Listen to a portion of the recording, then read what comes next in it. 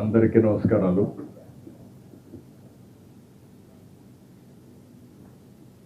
ఆంధ్రప్రదేశ్లోనే కాకుండా భారతదేశంలో, ప్రపంచంలో కోట్లాది మంది హిందూ భక్తులంతా కూడా పవిత్రంగా భావించే మహాపుణ్యక్షేత్రం తిరుమల. 7 కొండల వాడంటే ఒక్కొక్కరు ఒక్కొక్క పేరుతో పిలుచుకుంటున్నారు. ఉత్తర భారతదేశానికి పోతే బాలాజీ అని, తమిళనాడు పోతే పెరుమాళ్ళని అనేక రకాలుగా పిలుచుకుంటూ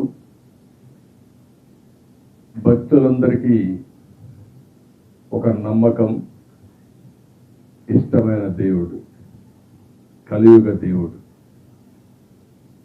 అదే సమయంలో తిరుమలకు వచ్చి పవిత్ర దర్శనం చేసుకోవాలి, కలియుగ దేవుని యొక్క బ్లెస్సింగ్లు తీసుకుంటే ఏదైనా సమస్యలుంటే పరిష్కారం అవుతాయనేది ఒక నమ్మకం, ఒక అనుబంధం.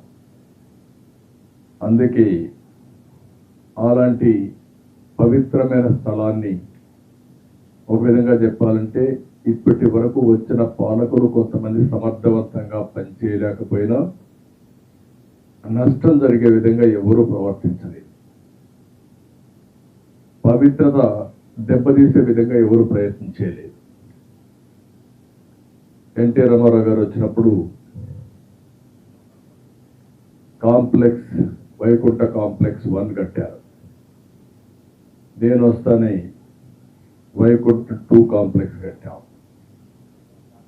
నాకు వెంకటేశ్వర స్వామికి నాకు ఒక ప్రత్యేకమైన అనుబంధం. మా ఊరు నుంచి మా ఇంటి పైన, బిల్డింగ్ పైన ఎక్కి చూస్తే మంగాపురం సైడ్ ఉండే నామాలు కనపడొస్తాయి. అది ఎప్పుడు కూడా, చిన్నప్పుడు కూడా బ్రహ్మోత్సవ సందర్భాల్లో ఒక్క పొద్దుండి అదే మరి దేవుని దగ్గర పోయి దర్శనం చేసుకుంటే ఆనవాయితీ. మంగాపురం ద్వారా నడిచిపోయేవాడం, మళ్ళీ ఆ మెట్లు తిరుపతికి వచ్చి మళ్ళీ తిరిగి వచ్చేవాడం. అలాంటి ఒక అనుబంధం. అందుకే నేను వస్తానే టెంపుల్ మాస్టర్ ప్లాన్లో భాగంగా అనేక అభివృద్ధి కార్యక్రమాలు చేపట్టాను. మాడ వీధుల అభివృద్ధి కూడా నేను ముఖ్యమంత్రిగా ఉన్నప్పుడే చేశాం. ఎన్టీ రామారావు గారు ఉన్నప్పుడు అన్నదానం పెడితే నేను దానికి అదనంగా ప్రాణదానాన్ని కూడా ప్రవేశపెట్టాం. అన్నదానానికి ఇప్పుడు 2000 కోట్లు కార్పస్ కూడా ఉంది. ఎంతమందికైనా సరే భోజనం ఫ్రీగా పెట్టడమే కాకుండా ఒక పద్ధతి ప్రకారం వచ్చే వడ్డీతోనే సరిపోతా ఉంది. మళ్లీ డబ్బులు కార్పస్ పెరుగుతా ఉంది. అన్నదానంలో కూడా మీరు చూస్తే ప్రాణదానం కూడా కార్పస్ పెరుగుతా ఉంది, రోజు రోజుకు పెరుగుతా ఉంది. ఈ కార్యక్రమాన్ని 2003లో సిమ్స్లో ప్రారంభించాను. ఆ రోజే నేను కొండపైకి పోయి వెళ్ళి బ్రహ్మోత్సవ సందర్భంలో దేవునికి పట్టు వస్త్రాలు సమర్పించే సాంప్రదాయం. అప్పుడే నా మీద దాడి జరిగింది. అదొక మిరాకల్. 24 claymore mines. సాక్షాత్తు భగవంతుడే నన్ను కాపాడాడు తప్ప లేకపోతే ఆ యాక్సిడెంట్లో బ్రతికే సమస్య లేదు. అది ఎప్పుడు కూడా నాకు గుర్తుంటుంది. అదే మరిగా అది ఒక పునర్జన్మగా నేను భావిస్తాను. అందుకే నేను ఏ పని చేసినా ఒక పవిత్రంగా 2 నిమిషాలు వెంకటేశ్వర స్వామిని తలుచుకొని చేస్తాను. అదొక నమ్మకం, నాకు ఒక బిలీఫ్ కూడా. ఇలాంటివి చేసుకుంటూ మనం ముందుకు పోయే సమయంలో మనం చూస్తే నాకొక్కడికే కాదు, ఇలాంటి అనుబంధం, అనుభూతి కొన్ని కోట్ల మందికి ఉంది. అది వెంకటేశ్వర స్వామి మహత్యం. ఆ మహత్యం లేకపోతే ఇంతమందిని అట్రాక్ట్ చేసే పరిస్థితి కూడా రాదు. నేను ఎప్పుడూ చెప్పేవాడిని, ఎవరైనా పర్వాలే కానీ వెంకటేశ్వర స్వామి ఎప్పుడు కూడా అకౌంట్స్ ఎప్పటికప్పుడే సెటిల్ చేస్తాడని. ఇదే సమయంలో మీరు ఒకసారి చూస్తే రాజశేఖర రెడ్డి గారు ఉన్నప్పుడు 7 కొండల్ని 5 కొండలను అంటేనే, ఒక మాట అంటేనే నేను చాలా ఫైట్ చేశాను. దాన్ని ఫైట్ చేయడమే కాకుండా నేను పాదయాత్రతో 7 కొండలెక్కి మొక్కు తీర్చుకున్నాను. ఎందుకంటే ఒక నమ్మకంతో ఏ పని చేసినా, పోరాటం చేసినా, అవన్నీ చేశాం, ఎన్నో ఆందోళన చేశాం దేవుడి పవిత్రత కాపాడడానికి. మీరందరూ చూసినప్పుడు వెంకటేశ్వర స్వామి అనేది ఒక అద్భుతమే. అక్కడికి పోయినప్పుడు కొండెక్కగానే ఒక గమ్మత్తు, మైమరిచిపోతాం. రెండో తెల్లవారుజామున 3 గంటలకు గాని సుప్రభాత దర్శనానికి పోతే వైకుంఠం అనేది ఎవరికి తెలియదు, కానీ వైకుంఠం ఈ విధంగా ఉంటుంది, ఇంత ప్రశాంతంగా ఉంటుందని ఆ టైంలో మనకు ఆ స్ఫూర్తినిస్తుంది. అలాంటి ఒక స్ఫూర్తిదాయకమైనటువంటి పవిత్ర క్షేత్రం తిరుమల. అలాంటి పవిత్రమైన క్షేత్రంలో 5 సంవత్సరాలు అపవిత్రమైన కార్యక్రమాలు,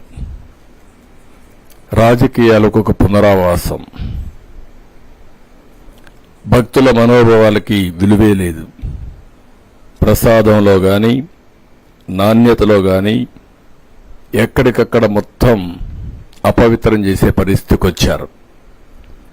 ఎన్నోసార్లు భక్తులు ఆందోళన చేశారు. ఎప్పుడు కూడా మీరు గుర్తుపెట్టుకోవాల్సింది, భక్తులందరం కూడా, నేను ఒక భక్తుడిగా చెప్తున్నా, ఒక ముఖ్యమంత్రిగానే కాదు, వెంకటేశ్వర స్వామి ప్రసాదానికి ఒక ప్రత్యేకత ఉంది. ఆ ప్రత్యేకతకు కూడా కారణం 300 సంవత్సరాల నుంచి ఈ వెంకటేశ్వర స్వామి లడ్డు ఒక రెసిపీ, అది తయారు చేసిన విధానం, అందులో వాడే పోషక పదార్థాలు ఏది కూడా ప్యూర్గా ఉంటాయి. ఎక్కడ కూడా నాణ్యత లేని సరుకులు ఎప్పుడూ వాడరు. ఇచ్చేవాళ్లు కూడా ఒక పవిత్రమైన భావంతో సప్లై చేస్తారు. దేవునికి ఇస్తున్నాం కాబట్టి పవిత్రమైన భావంతో సప్లై చేస్తారు. అందులో కూడా మీరు చూస్తే ఆ ప్రసాదం అన్ని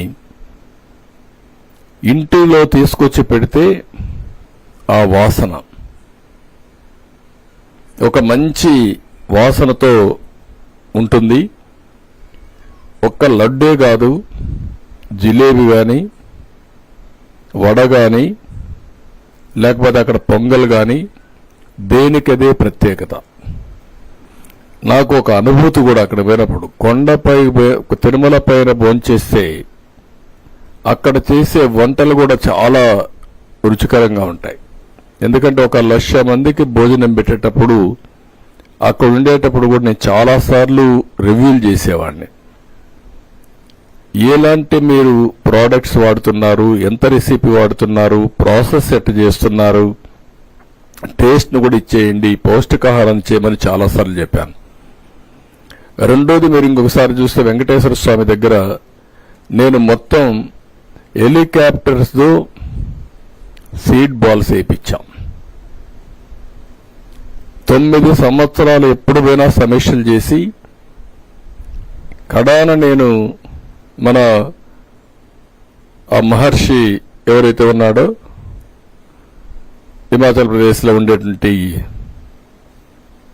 ఆయుర్వేద ప్రోడక్ట్స్ కూడా తయారు చేసి రామ్దేవ్ బాబా, ఆయన్ని కూడా తీసుకొచ్చి తిరుపతిలో ఉండే ఆయుర్వేద వెంకటేశ్వర స్వామి ఆయుర్వేదకు దీనికి అనుసంధానం చేసి టెంపుల్ చుట్టూరు అంతా కూడా తిరుమల మొత్తంతా ఒక ఆయుర్వేద ప్లాంట్స్ కూడా పెట్టి, ఆల్ మెడిసినల్ ప్లాంట్స్ పెట్టి ప్రమోట్ చేశాం. వాటర్ కన్జర్వేషన్ అన్నీ చేశాం. అందుకే అప్పుడు ఎప్పుడు కూడా మీరు చూస్తే ఒక పచ్చగా ఎప్పుడు వెంకటేశ్వర స్వామి దగ్గర అంత మునుపు అక్కడక్కడ రాళ్లు కనపడేట్టు కానీ రాళ్లల్లో కూడా చెట్లు పెట్టి ఒక పవిత్రంగా చేసుకున్నాం.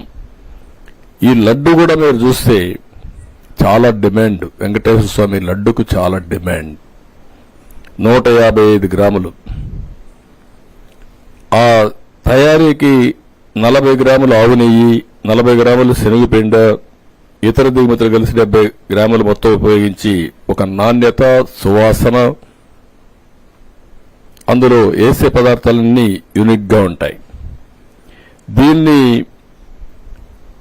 జియోగ్రాఫికల్ ఇండికేషన్ ట్యాగ్ కూడా రిజిస్ట్రేషన్ చేసి 2009లో పేటెంట్ రైట్ కూడా పొందారు. అంటే వెంకటేశ్వర స్వామి ప్రసాదాన్ని ఎవ్వరూ కూడా కాపీ చేయడానికి వీలు లేదు. చాలా మంది ప్రయత్నం చేశారు, ఎంతో మంది ప్రయత్నం చేశారు, కానీ ఎవ్వరూ దాన్ని యాజ్ ఇట్ ఈజ్ చేయలేకపోయారు. అంటే వెంకటేశ్వర స్వామి మహత్యం ఉంది కాబట్టి అక్కడ తయారు చేసే వాళ్ళందరూ డెడికేషన్తో పనిచేస్తారు కాబట్టి ఇచ్చే దాతలు కూడా with purity of heart A ingredients ఇచ్చినా ఏది సరఫరా చేసినా చేస్తారు కాబట్టి ఆ పవిత్రత వచ్చింది, దానికి ఒక ప్రత్యేకత వచ్చింది.